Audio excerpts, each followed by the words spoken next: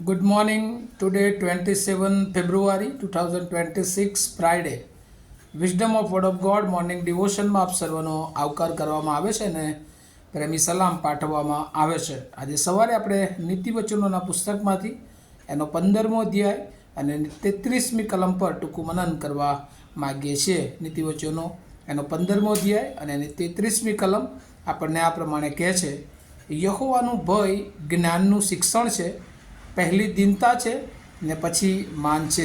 NIV Bible પ્રમાણે probes chapter 15 વર્સ 33. The fear of the Lord teaches a man wisdom and humility comes before honor. અને આ પ્રભુનું વચન છે. અને આખું આપણે જે 10મા અધ્યાયથી લઈને 22મા અધ્યાય સુધી જે ખાસ પ્રભુ જે સુલેમાન દ્વારા જે ફર્સ્ટ કલેક્શન ઓફ વિઝડમ, જે પહેલું કલેક્શન એ જ્ઞાનનું શિક્ષણ એ આપવામાં આવ્યું છે. અને એમાં ખાસ કરીને બે માર્ગો વિશે શિક્ષણ એ જોવા મળે છે. એક ન્યાયનો માર્ગ અને એક દુષ્ટતાનો માર્ગ. અને 15મો અધ્યાય એ આપણને 3 માર્ગો વિશે ખાસ કરીને શિક્ષણ આપે છે, જે અત્યાર સુધી આપણે જોયું. ના 15મા અધ્યાયની છેલ્લી કલમમાં જ્યારે આપણે પ્રભુનું વચન શીખવી રહ્યા છે ત્યારે 3 માર્ગો વિશે એ આપણને આ આખો અધ્યાય શીખવે છે. અને ફરી આપણે યાદ કરી લઈએ. અ પથ of humility, a path of wisdom is discipline, and a path of devil is pride. અને એટલા માટે નમ્રતાનો માર્ગ, શિસ્તતાનો માર્ગ અને અભિમાનનો માર્ગ, જે દુષ્ટનો માર્ગ છે, એ આપણને શીખવે છે. અને આજે સવારે પ્રભુનું વચન આપણને એ પ્રમાણે કહે છે કે યહોવાનું ભય એ જ્ઞાનનું શિક્ષણ છે. અહીંયા કેમ પ્રભુ આવું કહે છે? કારણ કે યહોવાનું ભય એ હંમેશા નમ્રતાપૂર્વક દેવના વિશ્વાસમાં આધીનતા, એને આપણે એ રીતે સમજી શકીએ છીએ. જીવનમાં જ્યારે જ્ઞાન આપણી પાસે આવે છે ત્યારે ઘણી બધી વાર એ શૈતાન એનો દુરુપયોગ કરીને એ અભિમાન તરફ લઈ જઈ શકે છે. અને એટલે એ અભિમાન જ્યારે આવે છે ત્યારે એ જ્ઞાન એ આપણા કોઈ કામનું રહેતું નથી, પરંતુ એ શૈતાન એ જ્ઞાનનો પણ ઉપયોગ કરી શકે છે. એટલે આજે સવારે 2 બાબતો એ પ્રભુ આપણને શીખવા માગે છે કે discipline teachers in the fear of the lord. અને એટલે જ્યારે જ્ઞાનમાં એ ડિસિપ્લિન હોય છે, એ શિસ્તતા હોય છે, અને ત્યારે એ શિસ્તતા એ આપણને પ્રભુની બીક રાખતા શીખવે છે. અને એટલે respect of creator and saviour. Respect as a creator and saviour. આપણે આપણા જીવનના જે ઉત્પન્ન કરતા દેવ છે, આપણો ઉદ્ધાર કરનાર, આપણને બચાવનાર છે, એનું આપણા જીવનમાં હંમેશા એ માન હોવું જોઈએ, એની બીક હોવી જોઈએ. અને એ જ્યારે હોય છે ત્યારે એ વધારે ફળ આપે છે. આ પૃથ્વી પર ઘણા બધા ઝાડો આપણે જોઈએ છે કે જેઓ ઋતુ પ્રમાણે ફળ આપે છે, પણ જ્યારે એ ઝાડો પર ફળ આવે છે ત્યારે એની ડાળીઓ એ નમતી આપણે જોઈ શકીએ છીએ. જ્યારે વધારે ફળ એમાં આવે છે ત્યારે વધારે ડાળીઓ એ જાણે કે નમતી એમાં જોઈ શકીએ છીએ. અને પણ ઘણી બધી વાર માણસોના જીવનમાં આવું બનતું નથી.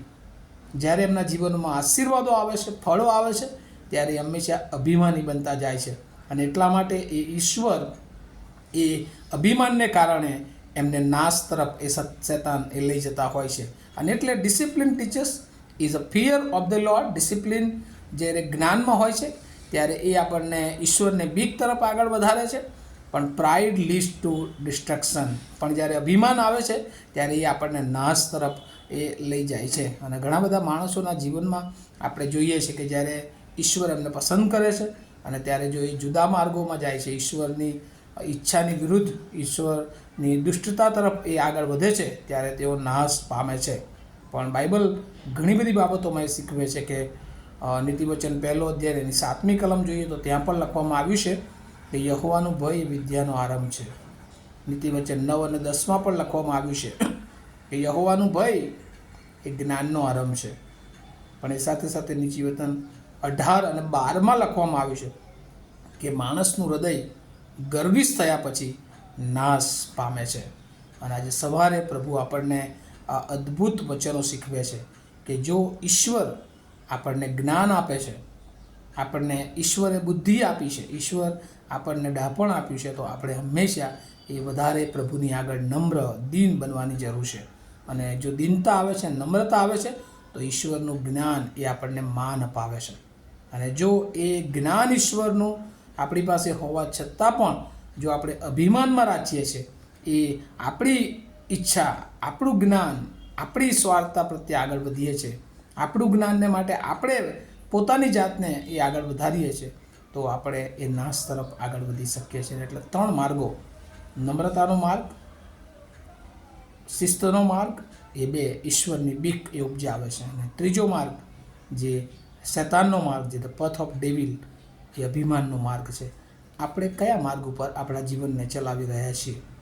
જો આપણને ઈશ્વરે આશીર્વાદો આપ્યા છે અને આપણે અભિમાની બનીને આગળ વધી રહ્યા છીએ, આપણે ગર્વિષ્ઠ બની રહ્યા છીએ, તો આપણો માર્ગ એ આગળ નાશ તરફ લઈ જાય છે. પણ જો આપણને ઈશ્વરે એની કૃપા આપી છે, આશીર્વાદો આપ્યા છે, તો આપણે હંમેશા નમ્ર બનીએ, આપણા જીવનમાં શિસ્તતા હોય, આપણા જીવનમાં પ્રભુની બીક હોય, રોજ પ્રભુની ઈચ્છા અને યોજના પ્રમાણે આપણે જીવન જીવીએ છીએ, ત્યારે પ્રભુ વધારે એ આશીર્વાદો આપે છે. અને મારી એ જ પ્રાર્થના છે આ સાંભળનાર સર્વને માટે, કે આપણને જે કંઈ ઈશ્વરે આપ્યું છે એનું માન, મહિમા અને ગૌરવ, હંમેશા રિસ્પેક્ટ એ આપણને ઉત્પન્ન કરનાર, આપણને બચાવ પ્રત્યે જાય. અને જ્યારે એ જીવનમાં આપણે આગળ વધીએ છીએ ત્યારે ચોક્કસ પ્રભુ એ આનંદિત થાય છે, પ્રભુ આપણાથી ખુશ થાય છે, અને પ્રભુ આપણાને જીવનમાં વધારે કૃપા અને આશીર્વાદો આપે છે. અને આ વાચો દ્વારા, આ વિચારો દ્વારા, આ વચનો દ્વારા પ્રભુ આપણને સર્વને આશીર્વાદિત કરે. આવો આપણે પ્રાર્થના કરીએ. અમારા જીવંત અને દયાળુ ઈશ્વર, અમે તમારો આભાર માનીએ છીએ. સમયે સમયે તમે અમને શિક્ષણ આપ્યું, અને આખો પ્રભુ નીતિવચનનો 15મો અધ્યાય અમે એક કલમ પ્રભુ તમારા વચનોનો અભ્યાસ કરી શક્યા. આજે છેલ્લી કલમ આ 15મા અધ્યાયની પ્રભુ તમે અમને ફરી એકવાર યાદ દેવડાવ્યું કે યહોવાનું ભય એ જ વિદ્યા છે, એ જ જ્ઞાન છે. ત્યારે પ્રભુ ઘણી બધી વાર અમારી પાસે જ્ઞાન આવવાથી અમે જુદા માર્ગો તરફ શૈતાન અમને લઈ જઈ શકે છે, અભિમાન તરફ લઈ જાય છે, અને ત્યારે પ્રભુ અમારો નાશ થાય છે. પણ પ્રભુ અમે હંમેશા અમારા જીવનોમાં તમને નમ્ર બનીને, તમે અમારા બચાવનાર છો, તમે અમારા સર્જનહાર દેવ છો એમ માનીને પ્રભુ અમે આગળ વધીએ છીએ. ત્યારે પ્રભુ આ પૃથ્વી પર તમે અમને માન અપાવો છો. અને પ્રભુ એ જ્ઞાન દ્વારા કેવળ ને કેવળ અમારો મહિમા નહીં, પણ તમારો મહિમા થાય એવી અમે પ્રાર્થના કરતા અમે સગડા અમારા જીવનો તમારા હાથોમાં મૂકીએ છીએ. અમારી પ્રાર્થના ઈસુ પ્રભુના નામમાં સાંભળો, તેનો સ્વીકાર કરો. Amen. Have a nice day to all of you. Thank you.